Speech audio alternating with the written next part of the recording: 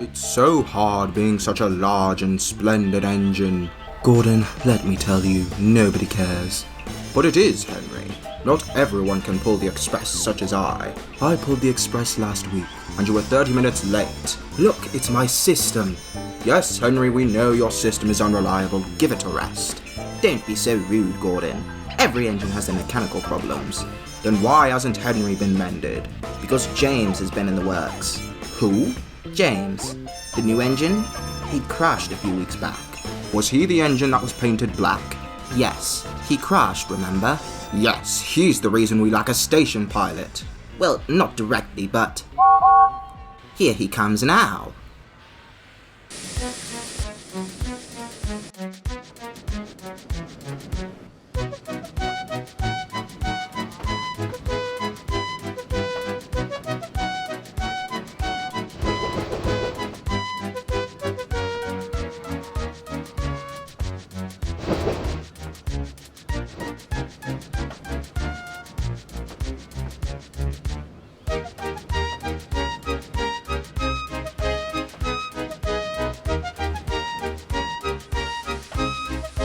Here's James! I say, James, that is quite a drastic change. What happened to your black paint? I decided it was time for the change. It was terribly drab. Red is a much more exciting and bright colour.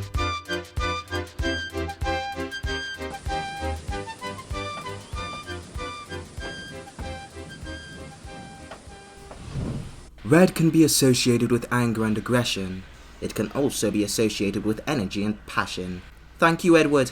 Anyways, you two must be Gordon and Henry. Yes, although I'm the only one you need to be worried about. Why do I need to be worried about you? I'm fastest and best and pull the Express. Please stop quoting the hit era. What? Anyways, I bet I could pull the Express. It's just a few coaches after all. You're nothing but a lowly goods engine. He's mixed traffic, Gordon. He can pull both goods and passengers. Regardless, the Express is only for the most grand engines. Pah! I bet I could pull it tomorrow. Not quite, James. You'll be shunting with me tomorrow. Shunting? Just to get a day out of the yard is all. But I want to pull coaches, not shunt in the yards. You could consider yourself lucky. You still get to be near the coaches when you shunt them into the platform. Ugh, what rotten luck. Do pipe down and go to sleep. Some of us have real work tomorrow. The engines went to sleep. The next day, James and Edward were in the yards. Right, so I suppose we're doing this whole shunting deal. First order of business is shunting the express coaches. I'll take care of that and... Why not me? Don't you trust me? I do, but... But what? But the coaches require some care and... Oh, I get it now. You don't trust me because of my accident? No, James, it's just... Fine, I'll handle the trucks. James. Hopefully I won't mess it up this time. James went to shunt the trucks. When he arrived, the trucks laughed at him. Look here, boys, we've got a red monster in the yards.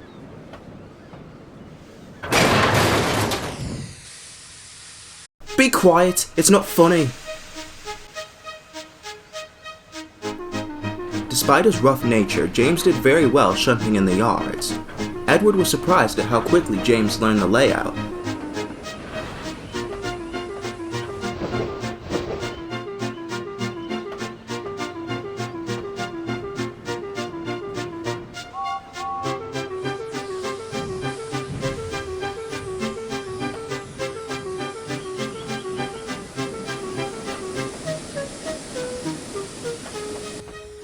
In the evening, he returned to the sheds feeling exhausted. Man, I've had a hard day. Hard day of what? Playing in the yards? Quiet, Gordon. Shunting is important and hard work. Doesn't look like you'd be able to move anywhere around the yard, Gordon. You're much too big to shunt. If we're going off sizes, little James, then you're much too small to handle the express. I can! It'd be best to start out with the local James. It stops at every station and at a much slower pace. No offence, Edward, but the slow life isn't for me. But... What's this about the slow life? Oh, good evening, sir. Good evening, James. I had come over to the sheds to congratulate you on your hard day's work in the yards, but I overheard your conversation. Sir, little James here wants to pull passengers. Well, I don't see why not. Wait, what? James and Edward can take Henry's local tomorrow. Is that alright, Henry? I don't care. Right, you'll have to be up bright and early tomorrow, you two. Sir Topham Hatt walked away. When he was out of earshot, Gorton spoke to James. Well, little James, looks like someone gets their chance after all. Though when you pass the cow field, try not to wreck the new fence. It was recently fixed. Ignore him, James. You get your chance to pull a passenger train. You're right, Edward. If I do well, I could pull the express. Unlikely. The 4 engines went to sleep. The next day, James was excited as he went to shunt the coaches. Be careful with the coaches, James. They don't like being bumped. Hurry up, Edward. Come on.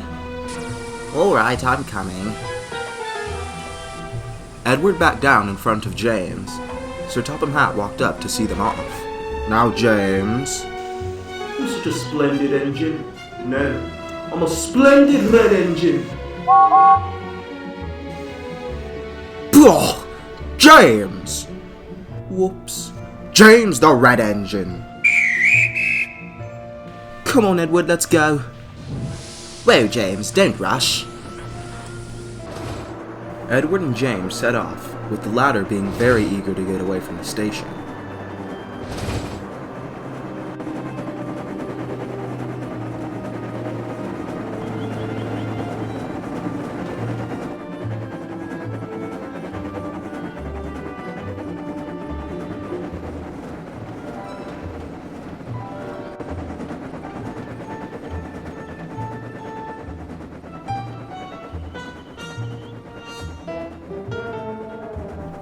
The run was nice.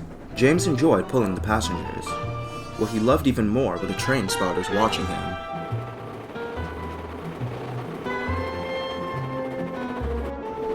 Let's put on a show. Careful, James, this is the local. Oh, come on, Edward. We need to show that we're... James! James, the station! Edward and James applied their brakes, but they overran the platform. They quickly reversed and got the coaches in the platform.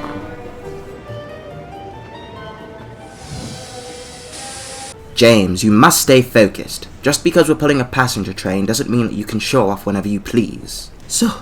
Sorry, Edward. It's fine, but just stay focused next time. Alright, Edward. Soon the two were clear to set off. James made sure to take it much slower than before. They arrived at Elsbridge to find Thomas waiting.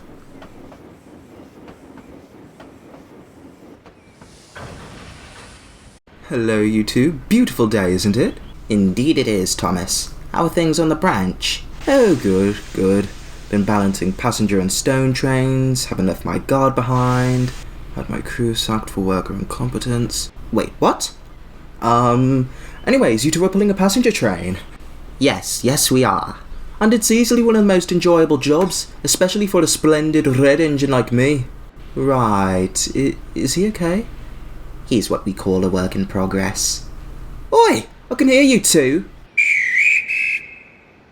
And that's our cue to leave. See you later, Thomas. Edward and James left the station with the local train.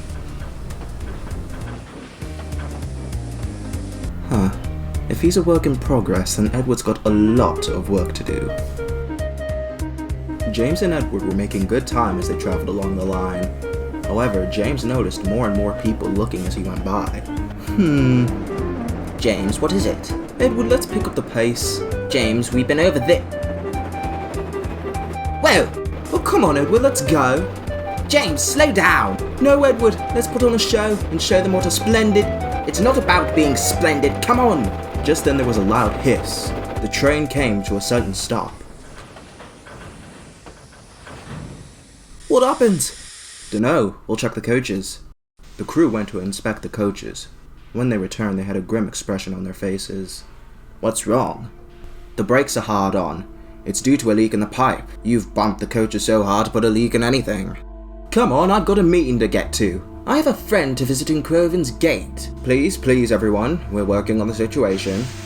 Oh no, what have I done? How do we fix it? Newspaper and a leather bootlace. What? It's the only way we can get the train moving. Where will the newspaper come from? I have summoned James's cab, but where do we get the bootlace?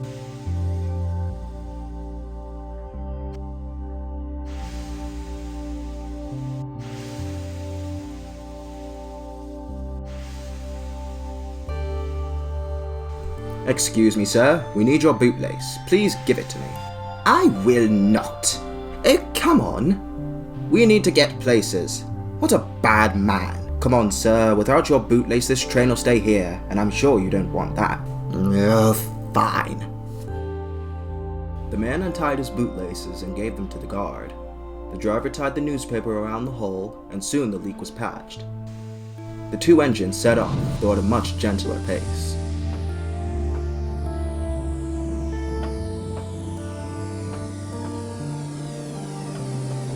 In the evening, Sir Topham Hatt came to speak to James.